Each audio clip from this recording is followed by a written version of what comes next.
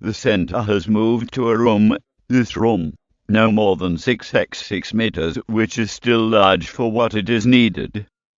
The size, so large, satisfies the habitability, but the server, with everything you need, could fit into a very small closet, and can also be controlled remotely. The classic photogrammetric restitutor has been replaced by the computer.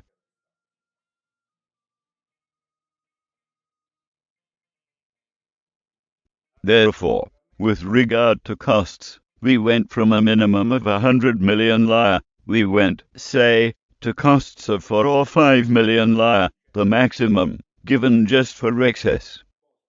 So now the equipment is accessible to everyone.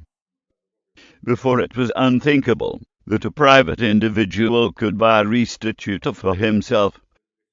Today these restitutions, that is, taking measurements from the frames, can do them all, even from home, and on not excessively powerful computers.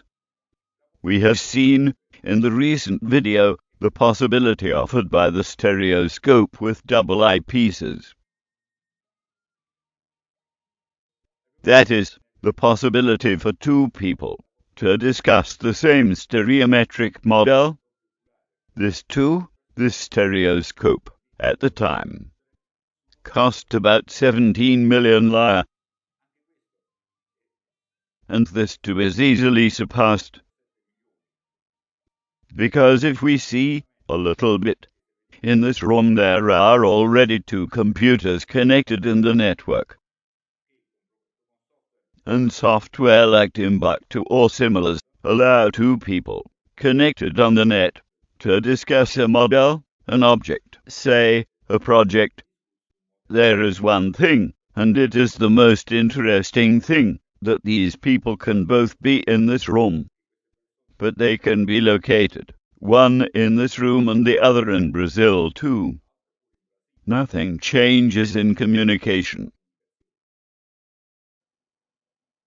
To draw in the space in which we live. At the time, let's remember, for example, some attempts to draw in this space we live in. They resorted to the light bulb in a dark environment, taken by the camera set. They were attempts, but certainly not one could think of scientifically realizing the design. Today we say that everything has changed.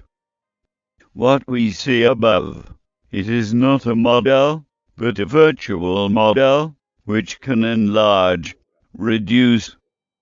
A beautiful thing that eliminates all the disadvantages of plastic. Those who have tried to make a model can only be shocked by what remains after the realization of the model itself. Scraps of cardboard, wood, glass and more. Now such a model is being created, but everything remains clean, because it is a virtual model. This, which we see in particular, is the result of a degree thesis. I repeat, he can see to reduce it, but we can also visit it internally with a virtual camera too. And in fact we see the video.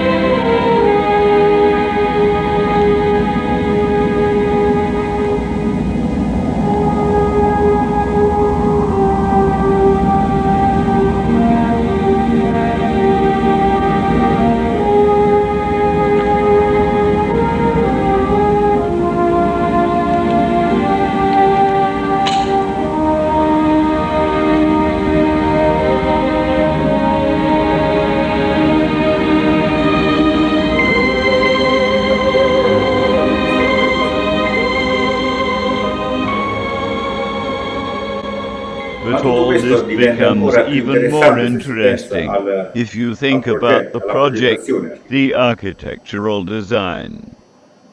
I can draw. At the time there was talk of quadrics, of rotation surfaces, but representing them was unthinkable. Today I can safely draw them, always in the three-dimensional space.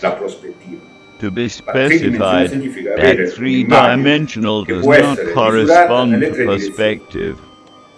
Three-dimensional means having an image that can be measured in three directions. I said, we can draw a curve, rotate it around an axis, and have a vase, which also does not exist, but which I can move anyway.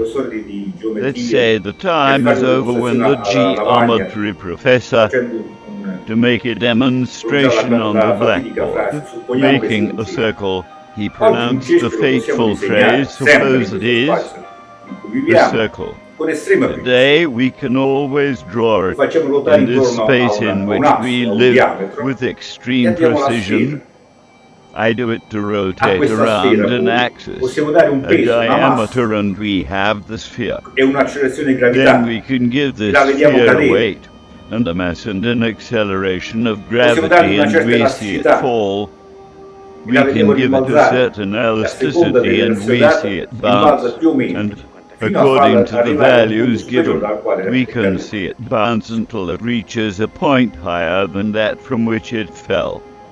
The same goes for structures, here. As we see, we can mount two cylinders, a plane and a sphere on top. As soon as drawing you everything works, but by giving the famous physical parameters to these elements, we see how everything falls.